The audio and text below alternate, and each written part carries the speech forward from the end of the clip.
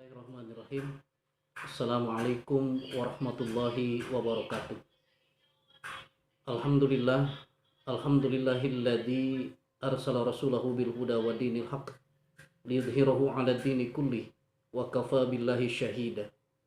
Asyhadu an la ilaha illallah wa asyhadu anna Muhammadar Rasulullah. Allahumma shalli ala sayyidina Muhammad wa ala ali sayyidina Muhammad. Amma ba'du.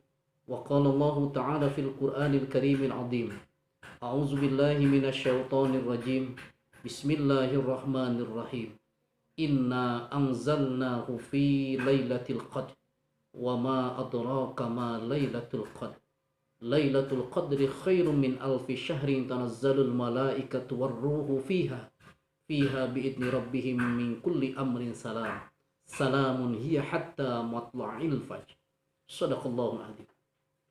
Waqala Nabi sallallahu alaihi wa alihi wasallam, ala u'allimukum bi afdali ummati yaumal qiyamah. Qala bala ya Rasulullah. Qala alladhi yaqra'ul Qur'an. Shadaqa Rasulullah sallallahu alaihi wasallam. Hadirin wal hadirat jamaah rahimakumullah.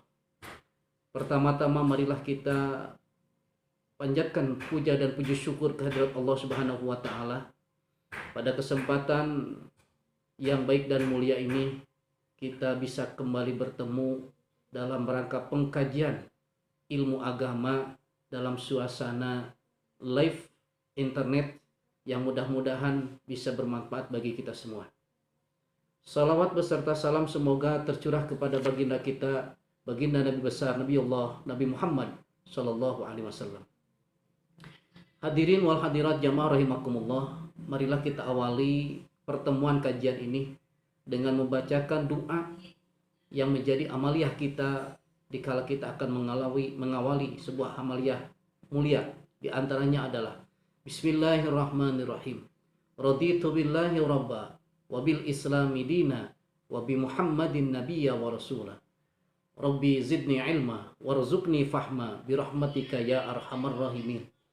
Rabbi auzi'ni an ashkura ni'mataka allati an'amta alayya wa ala walidayya wa an a'malan salihan tardahu wa adkhilni bi rahmatika fi ibadika salihin. Allahumma rabbi ij'alni muqimas shalah wa min dzurriyyati rabbana wa taqabbal du'a. Amin ya Allah ya rabbal alamin. Hadirin wal hadirat jamaah rahimakumullah, mudah-mudahan segala amaliyah ibadah kita terutama saum Ramadan kita diterima di hadapan ridhonya Allah Subhanahu wa taala.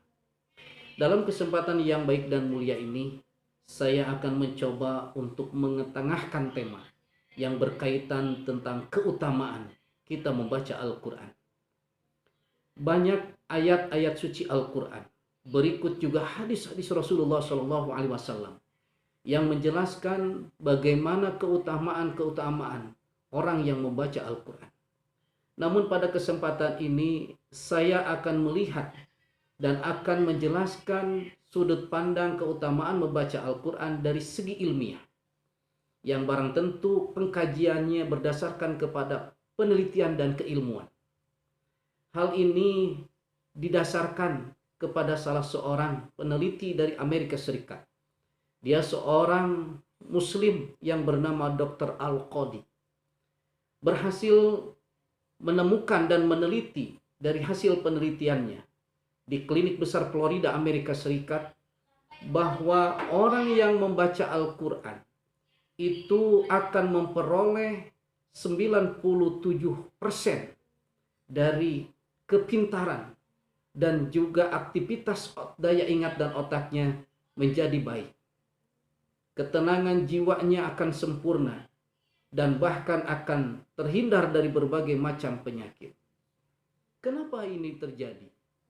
Dari hasil penelitiannya, karena ketika dia membaca Al-Quran, otak dan pemikiran kita itu dikombinasikan dengan cara membacanya Al-Quran, dengan cara melihatnya Al-Quran, dan dengan cara mendengarkannya Al-Quran. Sehingga kombinasi antara pendengaran, membaca, dan penglihatan itu terus terlatih. Sehingga pola pikir manusia ketika terus terlatih akan menjadi pembiasaan-pembiasaan yang otak dan pemikirannya akan terjaga. 97% hal ini telah dibuktikan dari hasil penelitian beliau. Ditambahkan dengan hasil penelitian yang lainnya, bahwa dikala kita membaca Al-Quran di waktu maghrib dan di waktu subuh, itu juga merupakan bagian dari hasil penelitian yang sukses bagi orang yang membaca Al-Quran, mendapatkan dan meraih 90% daya ingatnya menjadi kuat, bahkan terhindar dari penyakit kepikunan. Kenapa demikian?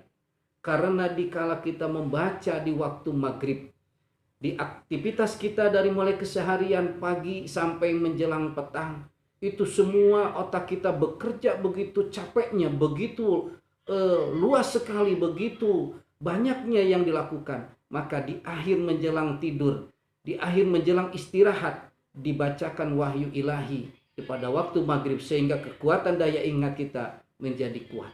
Berikut juga di waktu subuh, ketika otak kita belum bekerja, pemikiran kita belum bekerja, sehingga pertama yang dimasukkan adalah kekuatan pondasi wahyu ilahi dengan Al-Quran, sehingga daya ingatnya menjadi kuat, daya ingatnya menjadi hebat. 90% kekuatan otaknya terjamin menjadi orang yang luar biasa, daya ingatnya kuat. Hadirin wal hadirat rahimakumullah, ini salah satu bukti ilmiah keutamaan membaca Al-Quran dilihat dari sudut pandang ilmiah. Banyak sekali pendapat yang lain. Di antaranya juga ada salah satu imam besar Ibrahim Al-Maqdisi.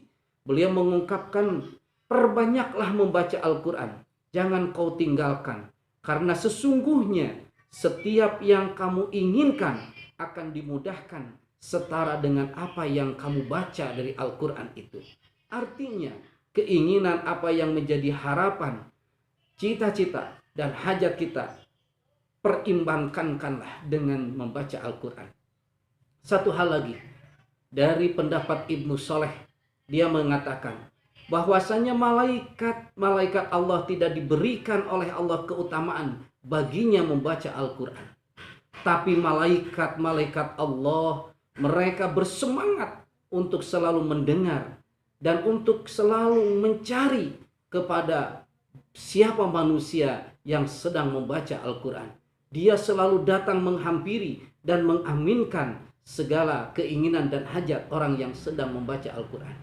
Hadirin wal hadirat jamaah rahimakumullah, dengan demikian 3 pendapat inilah kita ajang jadikan sebagai rujukan dikala kita menjadikan membaca Al-Quran sebagai nilai-nilai amaliyah ilmiah yang bagi kita akan terasa di suatu saat nanti, yaitu kebahagiaannya. Hadirin wal hadirat rahimakumullah, mudah-mudahan di paruh akhir kita menghadapi Ramadan ini, marilah kita terus bersemangat mendekatkan diri kepada Allah dengan banyak membaca Al-Quran, mentadaburinya dan juga memaknainya dengan keikhlasan dan juga dengan kerendahan hati kita mengharap keridhaan Allah Subhanahu wa taala.